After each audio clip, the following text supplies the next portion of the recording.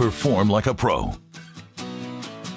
When you perform like a pro, the number one advice I have for you is to start with a plan. I don't care if you're taking on this little tiny project or you're hiring a contractor to knock down your house and build a new one. That plan is your roadmap to success. Now, that roadmap to success means you know what you're doing from point A to point B. And more importantly, you know what it's going to cost.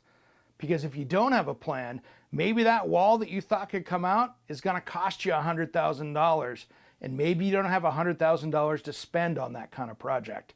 So creating the most detailed plan you can is really what helps you get this project completed. Now we're going to talk about my top 10 mistakes you can make when designing a kitchen. That way, we can save you some money and maybe not make those mistakes that others have made. All right, I'm out here with Everett from Kitchens and More. I wanted to talk today, man, about the 10 mistakes that people make when designing or remodeling that kitchen. Because there's some common ones, right? Yeah, there's a lot of them. So first off on the list is one of mine that is just one of my biggest pet peeves, and it's not having a range hood that vents outside within the home. You know, you can get all those recycle hoods out there, but Right. they don't meet code, but somehow people make those things still fit into a place. Yep, because they don't do it to begin with, so they don't ever put another one in. Yeah, and it's crazy. And it's one of those things that just gets me, because it's the biggest problem we have with indoor air quality out there. Yeah, yeah, and it makes your house smell a lot worse when you're cooking and everything else. Yeah, and there's so many options. Like, I mean, you guys have this wood one here, for instance. There's just about an option for every kitchen these days. Yep. You know, another one that I talk about too is budgets, right? You know, everybody's got a budget, especially when things are more expensive these days. You know, I mean, no matter what you look at, cabinetry prices has gone up a bunch over the last year across the board, whether it's wood, materials, the glides, everything, right? Everything. And so people try to come on and create something, but not knowing what they should, save on the budget with, for instance. Right. So what I'm seeing out there is people trying to take, like, they go down to the home center and get a butcher block countertop, and all of a sudden they're going to do butcher block countertops, but they've got the sink and stuff in it. Right, and you definitely don't want to do butcher block with a sink. Yeah. We've had people talk us into it, and we've done it, and we've been back to pull them off after a year, but they're paying for a new quartz countertop, so Absolutely. butcher block shouldn't be around water.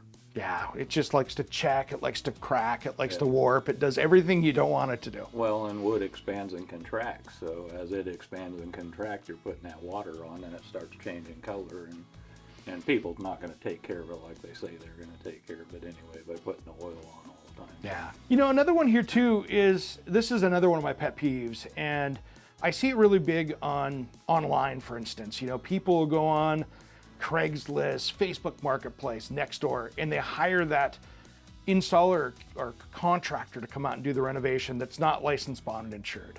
Yeah. I know you guys, like I have everywhere, had to go in and pick up the pieces for people that hired the wrong person to do the job the first time. Yep, they walk away from the job. You see it all the time. Somebody has to go back and clean it up. And yeah, that's not a good thing. Make sure you check on license and bond before you get a contractor. Absolutely. And one of my tips too with that, just a little nugget of information for you, make sure that they're licensed on the day you sign that contract, because when you sign the contract, that way you know the insurance is good, right? So if it's on when you sign the contract, then you're going to be covered. I've seen people go out and do that work, they research it, they're licensed, everything's good, and then by the time the contract is up or they're getting ready to sign it, during that quote period, it didn't get renewed or they didn't have the insurance, and then they're in trouble. Or they had it planned that way to get 3 or 4 people and get their money and then get out. We've seen that too. Yeah. And that's what ends up on the news. Yeah. That's never good. So make sure they're licensed, bonded, and insured. And then another one gets into home tech, and it's something that I've seen that I've changed my mind on over the last couple of years when it comes to appliances. Now, smart home tech is getting so big that appliances are starting to talk to each other. So I'm starting to get into, now you want to have the same brand appliances within that kitchen, because now they're starting to communicate. Yeah, and I haven't ran into any of that, but they've definitely got a lot of them doing that. Yeah. So Well, for instance, some of the brands you could go in and turn on the range and the hood comes on automatically, for instance, because those two are talking together. Yeah. Or you'll have, you can actually be turning stuff on and off with your app. And on your phone and stuff. I've seen people set that up too. So. And I even had one this last year where I think it was a GE, I believe. They came in and they came home from work one day and they had the software update, and all of a sudden they had a new feature on the oven, which was a air fryer. They had an air fryer feature that just turned on automatically. Oh, really? So they all of a sudden, when they got on the LCD screen, it had the update and they had a new feature. Yeah, well, that's cool. Yeah, it's good stuff. But making sure you get those the same is a key, I think, more so than ever before. I used to go, hey, this is my favorite refrigeration brand. This is my favorite. Now they're creating those handles and stuff to be so much of a match back and forth, too, that you really kind of want to have that consistent look around that kitchen, especially when you want it to look nice. Yeah, and most of the time you do want the same appliances done by the same people, like all GE or something. Yeah, like that. That way they can all go together. Yeah. That's a big one. And another one, and this, you and I were talking about this earlier, this is one of my biggest design mistakes people make, duplicating that exact layout, putting the exact same kitchen in, but just a new version. Yeah. Yeah, and we have a lot of people do that. Yeah. Which, if you're putting a new kitchen in, and you should be putting what you want in. Yeah. So. Well, you think about it, how much kitchens have changed. Some people wait 30 years, right? Or more to put a new kitchen in. Think about what we put into a kitchen 30, 40 years ago. Maybe you had the microwave cart, but there wasn't all these new things out there that you could put into that kitchen, right?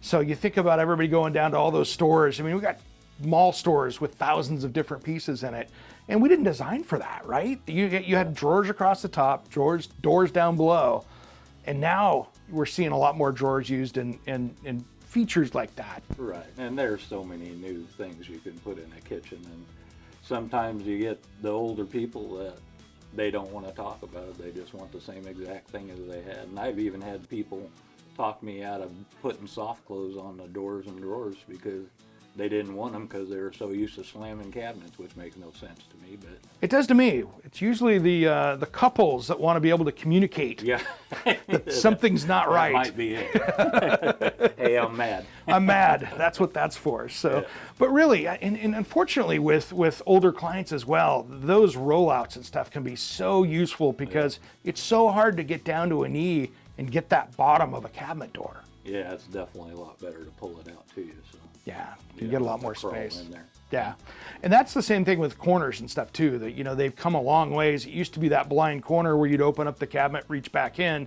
Now there's so many accessories out there that you can do and use that space. Lazy Susans will spin it around to you, all that stuff. All the robotic stuff that tends to articulate out and all that stuff.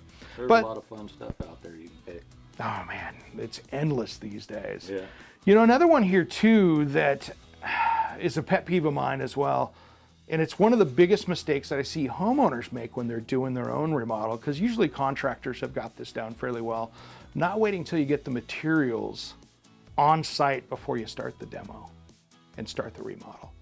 Not having the cabinets done, for instance. Yeah, and usually you want to set everybody up on the same thing so that it only takes 6-8 weeks to get your remodel done, like in a kitchen. Otherwise, if you're waiting for material every time, it could take you 7-8 months to get it done.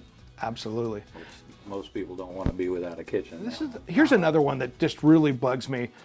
How many people want to open up that kitchen, right? I'm going to take this wall out, I'm going to make it look beautiful, right? But they don't hire that structural engineer to come in and figure out if that wall is load bearing or not.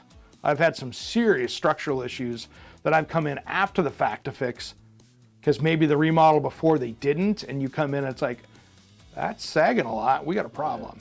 Yeah. And most of the time contractors know whether they're burying walls or not, but they're still going to bring a structural engineer in if you're tearing out walls to check things out, unless it's like a non-supporter bearing wall, like a pantry or something that they're tearing out. That's no big deal. Yeah. Now, another one I'm seeing on social media a lot, which is another issue of mine that I'm seeing, is people not using fireproof materials around that cooking surface, like a range or a cooktop.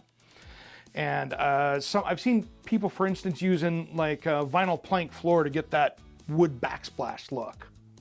Yeah, That don't make any sense. That's a quick fire going on right there. Absolutely. And it's just like when you're designing with wood hoods, right? When you have a cooking surface, you need to make sure that that covers that cooking surface to meet code, because you can't have anything that's flammable within that area. Yeah.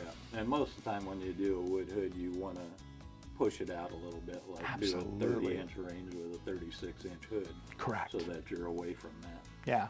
And it just makes it easier to clean as well. Yeah. You don't want that grease coming up because you put too small of a hood. Yeah.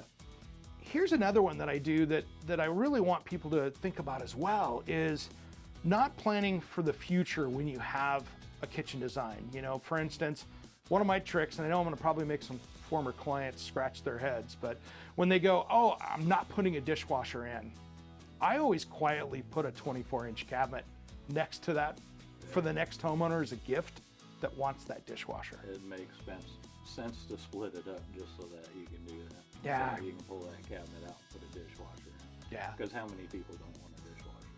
Very few. Yeah, there's not very many. How No. And the dishwashers are so efficient now that it's saving you on electricity. If you're using heat, electricity to heat your water or gas or whatever, you're using a lot less water by using the dishwasher than you are by hand washing it.